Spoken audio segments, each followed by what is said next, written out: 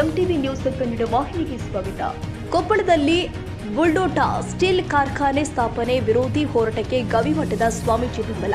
ಕೊಪ್ಪಳದ ಹಾಲವರ್ತಿ ಗ್ರಾಮದಲ್ಲಿ 54,000 ಕೋಟಿ ರೂಪಾಯಿ ಬಂಡವಾಳದ ಬೃಹತ್ ಸ್ಟೀಲ್ ಅಂಡ್ ಪವರ್ ಘಟಕ ಸ್ಥಾಪನೆಗೆ ಬಲ್ಡೋಟಾ ಕಂಪನಿ ಮುಂದಾಗಿದೆ. ಆದರೆ ಪರಿಸರ ಮಾಲಿನ್ಯ ಮತ್ತು ಆರೋಗ್ಯದ ಸಮಸ್ಯೆಗೆ ಮೇಲಾಗುವ ಪರಿಣಾಮಗಳ ಬಗ್ಗೆ ಆತಂಕ ವ್ಯಕ್ತವಾಗಿದ್ದು, ಗವಿಮಠದ ಅಭಿನವ ಗವಿಸಿದ್ದೇಶ್ವರ ಸ್ವಾಮೀಜಿಗಳು ಫೆಬ್ರವರಿ 24ರಂದು ವಿರೋಧ ಹೋರಾಟಕ್ಕೆ ಬೆಂಬಲ ಕೊಟ್ಟಿದ್ದಾರೆ.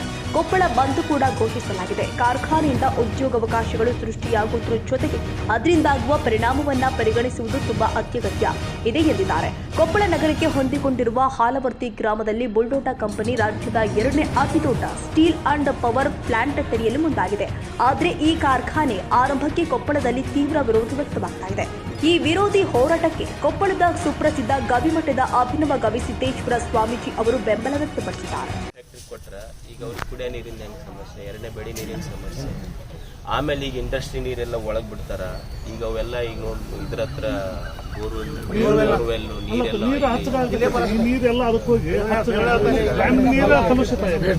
ಡ್ಯಾಮಿನ ನೀರ ಕಲುಷಿತ ಇದೆ. ಆಕ್ಚುಲಿ ಆ ನೀರು ಡ್ರಿಂಕಿಂಗ್ ವಾಟರ್ಗೆ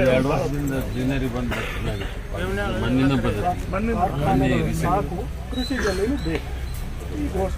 ಅಲ್ಲ, ಅವರು ಎಚ್ಚೆತ್ತುಕೊಳ್ಳುವಂಥದ್ದು ಚಲೋ ವಿಷಯಗಳಿಗೆ ಅವ್ರು ಏನಾದ್ರು ಮಾಡಲಿ. ನಾವು ಪರಿಸರದ ಮೇಲೆ ಪರಿಣಾಮ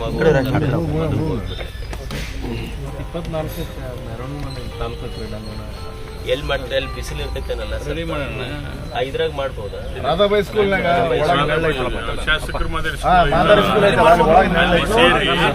ಅಲ್ಲಿ ಸೇರಿ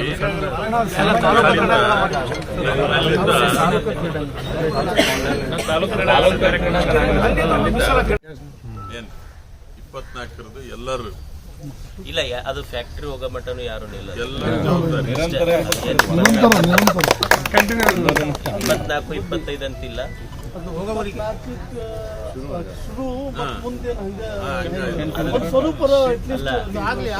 ನೆಕ್ಸ್ಟ್ ಏನ್ ಮಾಡಂತ್ರಿ ಅದಕ್ಕೊಂದೊಂದು ತಾಜಾ ಸುದ್ದಿಗಾಗಿ ಎಂಟಿವಿ ನ್ಯೂಸ್ 24x7ಗೆ ಸಬ್ಸ್ಕ್ರೈಬ್ ಮಾಡಿ ಮತ್ತು ಬೆಲ್ ಐಕಾನ್ ಅನ್ನು ಒತ್ತಿ. ತಪ್ಪದೇ ಲಿಂಕ್ ಶೇರ್ ಮಾಡಿ.